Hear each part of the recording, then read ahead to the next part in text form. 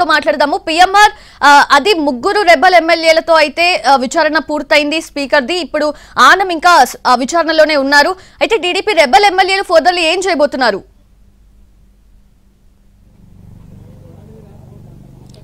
Right సౌజన్య, TDP rebel ఎమ్మెల్యేలు ముగ్గురుతో ఇప్పటికే speaker విచారణ చేపట్టారు, ముగిసింది. సో ప్రస్తుతం ఆనం రామనారాయణ రెడ్డితో విచారణ కొనసాగుతున్న పరిస్థితి కనిపిస్తుంది. సో ఈ నేపథ్యంలో బయటికి వచ్చి మాట్లాడిన తర్వాత, అంటే విచారణ చేపట్టిన అనంతరం, స్పీకర్తో విచారణకు హాజరైన అనంతరం ముగ్గురు రెబల్ ఎమ్మెల్యేలు ఎవరైతే ఉన్నారో, వైసీపీకి సంబంధించిన రెబల్ ఎమ్మెల్యేలు కోటమిరెడ్డి శ్రీధర్ రెడ్డి, మేకపాటి చంద్రశేఖర్ రెడ్డి, అలాగే ఉండవల్లి శ్రీదేవి, ఈ ముగ్గురు కూడా బయటకు వచ్చి మీడియాతో మాట్లాడారు. అయితే అధికారికంగా మాట్లాడింది అందరి తరపున వాయిస్ గా ఇచ్చింది కోటమిరెడ్డి శ్రీధర్ రెడ్డి. సో ఈ నేపథ్యంలో వాళ్ళ ముగ్గురు వాయిస్ గనక చూస్తే, లోపల ఏదైతే స్పీకర్ అనర్హత పిటిషన్ మీద విచారణ చేపట్టారో అది పూర్తి రాజ్యాంగ విరుద్ధంగా స్పీకర్ వ్యవహరిస్తున్నారన్న ఆరోపణ అయితే కోటమిరెడ్డి శ్రీధర్ రెడ్డి నుంచి చాలా స్పష్టంగా వినిపించిన పరిస్థితి కనిపిస్తుంది. సో ఈ నేపథ్యంలో ఆయన ప్రధానంగా అడిగిన ప్రశ్నలు, అంటే వైసీపీ రెబల్స్ గా ఉన్న తాము ఎటువంటి పార్టీ వ్యతిరేక కార్యకలాపాలకు పాల్పడలేదు, దానికి సంబంధించి ఒకవేళ స్పీకర్ ఇచ్చిన నోటీసులకు రిప్లై ఇవ్వాలన్నా కనీసం సహజ న్యాయ సూత్రాల ప్రకారం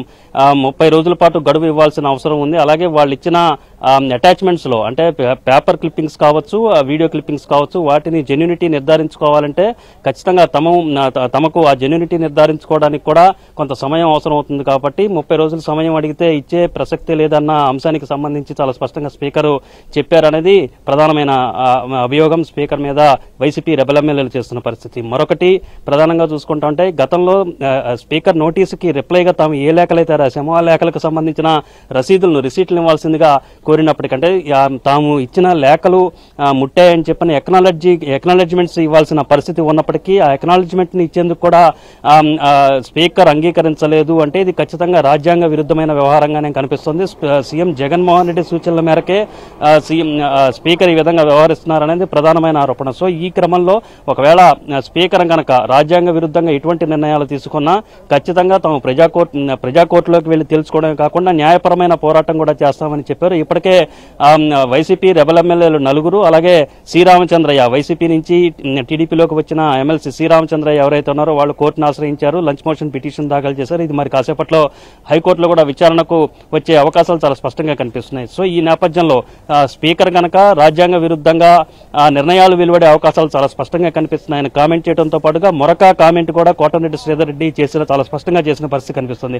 తెలుగుదేశం పార్టీ ఎమ్మెల్యేలు ఎవరైతే పార్టీ మారారో ఆ అధికార పార్టీకి సంబంధించి అండ ఉన్న నోటీసులు అందుకున్న ఎమ్మెల్యేలు, అంటే తెలుగుదేశం పార్టీ టీడీపీ రెబల్స్ ఎవరైతే ఉన్నారో వాళ్ళ మీద చర్యలు తీసుకునే అవకాశాలు ఏమాత్రం కనిపించడం లేదు, వాళ్ళ మీద ఏగవాలే అవకాశం కూడా కనిపించడం లేదు. ఏపీ లెజిస్లేచర్ లో ప్రత్యేకంగా రూల్ బుక్ లాంటిది రాశారు అన్న కామెంట్ కూడా కోటమిరెడ్డి శ్రీధర్ రెడ్డి చేయడం చూస్తా ఉంటే ఖచ్చితంగా స్పీకర్ నిర్ణయం అనేది తమకు వ్యతిరేకంగా ఉంటుందని టీడీపీ రెబల్ ఎమ్మెల్యేలు భావిస్తున్నారు. సో ఈ నేపథ్యంలో ఇప్పటికే లంచ్ మోషన్ పిటిషన్ దాఖలు చేసిన నేపథ్యంలో స్పీకర్ అనర్హత వేటు వేస్తే గనక న్యాయస్థానాన్ని ఇప్పటికే ఆశ్రయించిన నేపథ్యంలో న్యాయ పోరాటం చేస్తామని కోటమిరెడ్డి శ్రీధర్ రెడ్డి, మిగిలిన వైసీపీ రెబల్ ఎమ్మెల్యేలు చెప్పిన పరిస్థితి కనిపిస్తోంది. Soujanya. S PMR, thanks for the live updates. Right, అది ఇప్పటి వరకు అయితే వైసీపీ రెబల్